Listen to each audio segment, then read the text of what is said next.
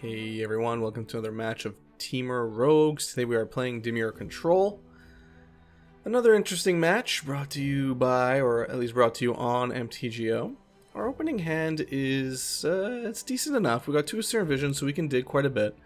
We have Mishra's Bauble, which is going to help us draw an extra card.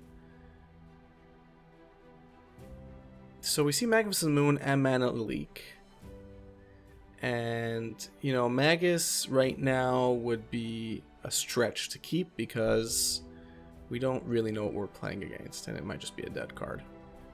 Now, knowing that, I would have kept it on top, but I didn't, which is unfortunate, but it is what it is. It's a gamble. It's a 50-50 shot. So here I decided to just play il-kor and start putting the pressure on my opponent. Which makes sense. We want to kind of save Traverse for actually getting a creature. Now is a good time to attack. Let's see what we draw. We draw Mishra's Bauble. I get rid of Fairy Miscreant instead, and I think my thinking there was now I can Traverse for an actual creature. So Field of Ruin is going to be drawn by our opponent next. Now, I made a mistake here. I should have traversed first. So essentially that Serum Visions was essentially a draw card, which is unfortunate. That was poor sequencing, and what I did to save face there is I didn't play Traverse, but I really should have played Traverse first. But it's okay. I'm living with that mistake.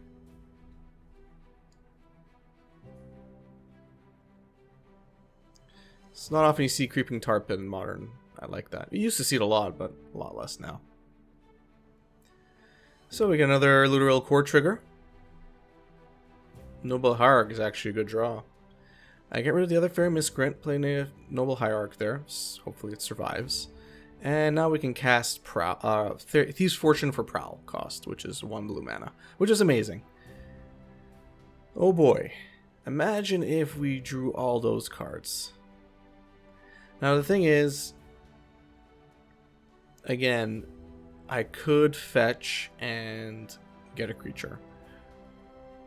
Would have kind of nullified the Thieves' Fortune though.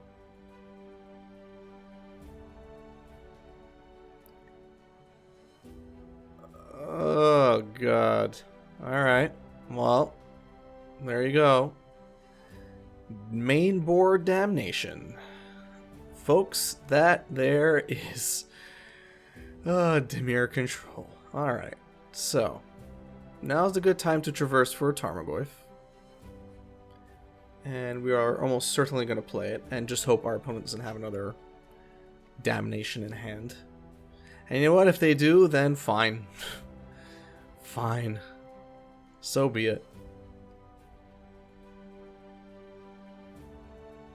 We do have a healthy sized Tarmogoyf right now. Jace. Alright, Jace is going to come down. Let's see what he does. Alright. So our opponent's going to +2 Jace.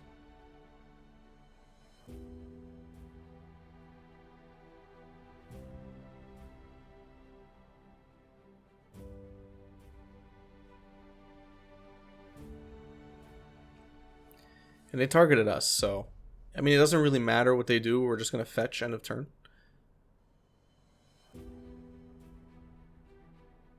Fatal Push. Alright. That's the thing. So we're going to fetch anyway. And I'm going to be bolting Jace end of their turn. Probably going to bolt again just to get rid of Jace. It's unfortunate I'm wasting 2 lightning bolts to get rid of Jace, but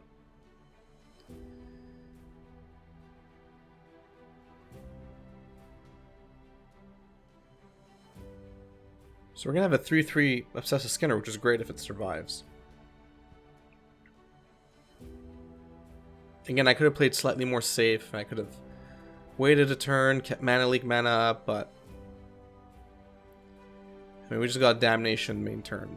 So, sorry, game 1. So I'm probably pretty salty at the moment. So we're gonna attack in, but yeah, I'm keeping my eye on Creeping Tar Pit because they could just activate Creeping Tar Pit at this point.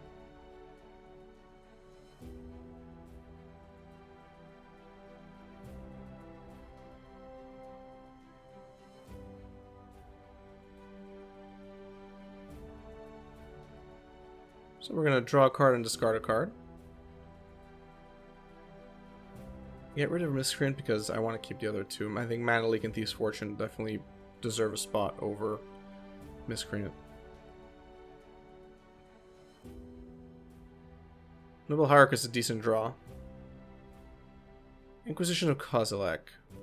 Well, there's not much we can do here.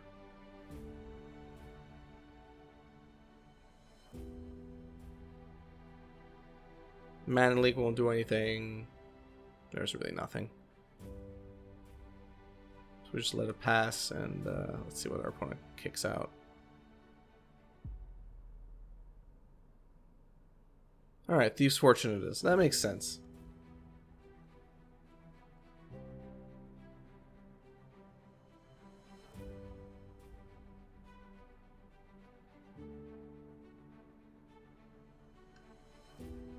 So it's our turn. We draw an island. Not what I wanted to see.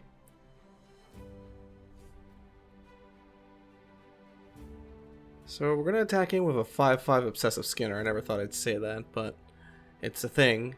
Let's see if our opponent has a Fatal Push. They do not. I'm okay with that. So we're going to draw, discard. Yeah, we want to keep Mana Leak.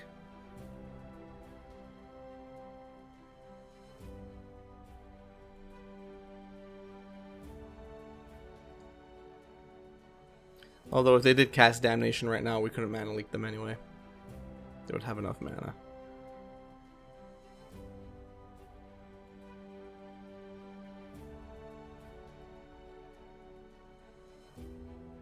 Of course, we are playing Control, so even a game 1 lasts forever.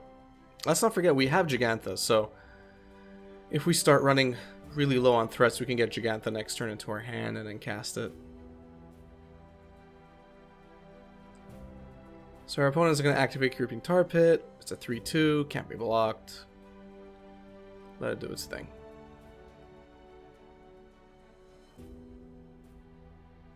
At some point they have to try and kill us, so. We draw Magus of the Moon, which is just fantastically beautiful. Fantastically beautiful. It won't cut our opponent off from black because they'll just fetch. But it's gonna pretty much stop them from doing anything important. So I'm gonna cast that Magus of the Moon immediately. See if we get a concession. We do. Of course we do. What are they gonna do? Alright, so what do you want to bring in? Veil of Summer, almost certainly. Not almost certainly, I mean certainly. Disdainful Stroke as well will cover if they're playing Cryptic Command. It'll kill Jace, it'll kill Damnation. And I think that's probably sufficient. Bringing in another Magus of the Moon and a Blood Moon as well will kill off their mana base because they require double blue, double black. So getting an early Blood Moon is going to be pretty brutal for our opponent. But we got game 1, which is the most important against a deck like this, at least in my opinion. So we got a mulligan there. This hand is basically just keepable, in my opinion. Going down to 5 would be too risky. So we got to get rid of something here. Got rid of Obsessive Skinner. Looks like I was really idealistic about getting that Magus down. We'll see if that pays off. Probably not, now that Inquisition's Kozilek is targeting us. They take Magus of the Moon away. Alright, well, that was good fodder, I guess, to not take anything else away. So we gotta get a Steam Vents here. Probably play Fair Miscreant. Nope, decided to do Serum Visions. I guess that's fair because we do want to get lands. And Noble Hierarch here, I mean, it's so tempting to keep it on top and just be short on lands even more, but they can't do that. Just can't do that. You gotta dig until you get a land. We don't get a land, unfortunately, so we are forced to play Fairy Miscreant.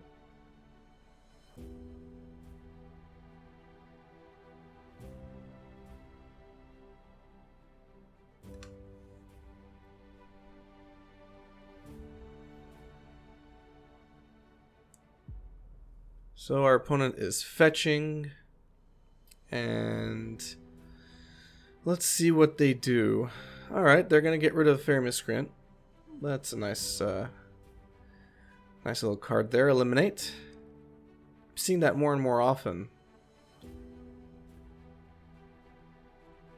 We finally draw our second land. Unfortunately, we have nothing to do with it. So, we're just going to keep it as is for now. Yeah, it's pretty brutal that we got nothing. So our opponent brings down Jace. They're gonna look at our deck, and they're gonna look at the top card of our deck and do something with it. Doesn't really matter. We draw Forest, which is perfect.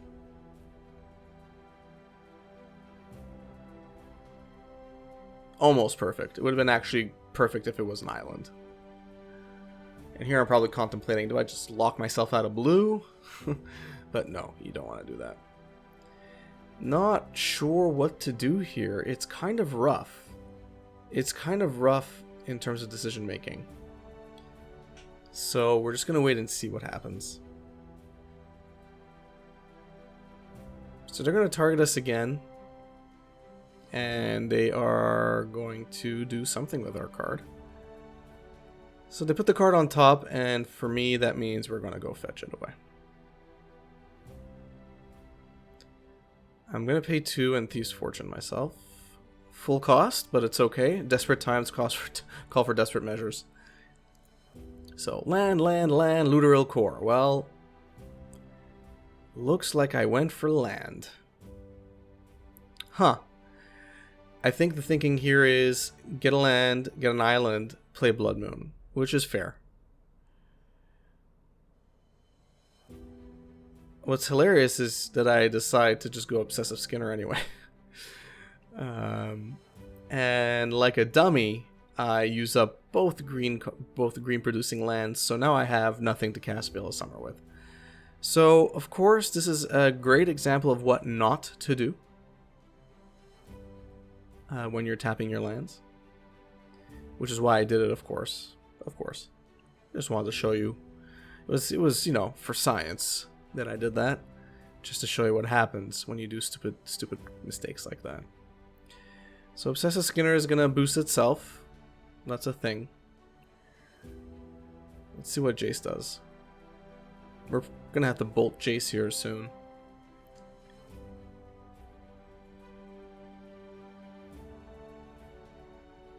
They're gonna 0 Jace.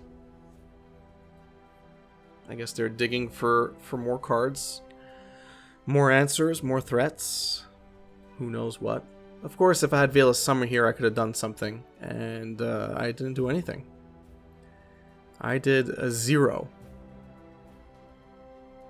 Again, I really didn't have to tap my lands that way, but I did. And I'm paying for it. Because that would have been an easy Veil of Summer target. Now the good thing here is that I will almost certainly cast Blood Moon next turn. So they get Eliminate from their graveyard, which is okay because they're not going to be able to cast it.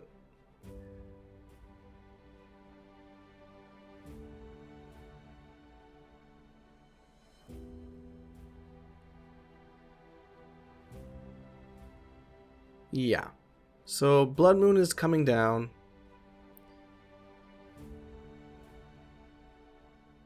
And now I keep green mana up for Veil of Summer, which is smart because if it gets countered, we can play Veil of Summer, which is exactly what I was thinking. So I think a Cryptic Command is going to come down here. Yep. And then Veil of Summer comes to the rescue. And we draw a Traverse, which is actually perfect. Because a Traverse will allow us to go then get a creature. Which is what we want. We can go get Huntmaster of the Fells. We can go get Tarmogoyf. We can get a lot of creatures. So our opponent is going to 0 Jace again, which is fine. I don't mind Jace staying at 7 at the moment. They're going to attack us again for 2. We can take care of that Shark token at any point, basically, but we're just going to wait a bit. Again, since our opponent is not threat heavy, not really concerned about the Shark token at the moment. And they don't play red. We're not going to get bolted out of nowhere. Here I choose to delay Traverse a turn and play Noble Hierarch instead, which I think makes sense because next turn I can play Traverse and get Huntmaster and play Huntmaster. So that's a thing. So our opponent's going to play Snapcaster Mage, targeting Cryptic Command, which they can't do anything with. But they just want a body on the battlefield. It's fine. We'll probably bolt it. We'll see. See what I do here.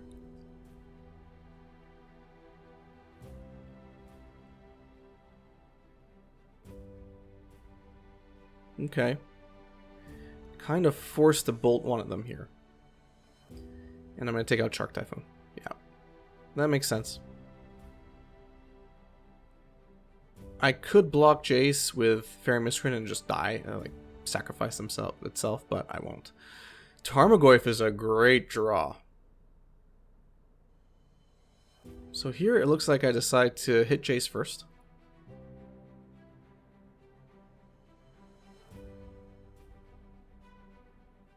And then I'm going to go get my favorite, or one of my top 3 favorite creatures. Huntmaster of the Fells. Now, if our opponent has no answer to this. Not, I think they do. Yeah, they don't. I mean, they have no access to black, which is beautiful. As long as that remains true, they don't have access to Eliminate, they don't have access to Fatal Push. They have no access to Damnation. They got nothing. So our opponent's gonna... Yeah, our opponent's gonna give up. And that's it. That is the power of Huntmaster of the Fells, everybody. Huntmaster comes down, and if our opponent doesn't have an answer, they give up. And that's exactly the action or act I wanted to elicit. I wanted them to give up because they had no way of winning that game. Even though it wasn't over just yet, it was essentially over. And that's the beauty of Temur Rogues. You can attack your opponent's lands, and you can just overwhelm them with little creatures or creatures that have value either by themselves or synergize with your other creatures. And that's really the aim of Temur Rogues. So I really hope you enjoyed that match. If you did, please give the video a thumbs up. If you enjoy my content in general, please subscribe, hit the notification bell. I have new deck techs and matches posted up every week. I do a bunch of stuff. Follow me on Twitter. I would appreciate that. I keep that relatively up to date, and you can get updates on giveaways and other things there. And I'm pretty active. Another big thank you to all my patrons. I really appreciate it. If you're interested in becoming a patron, check out the link in the description. Thanks and have a good one.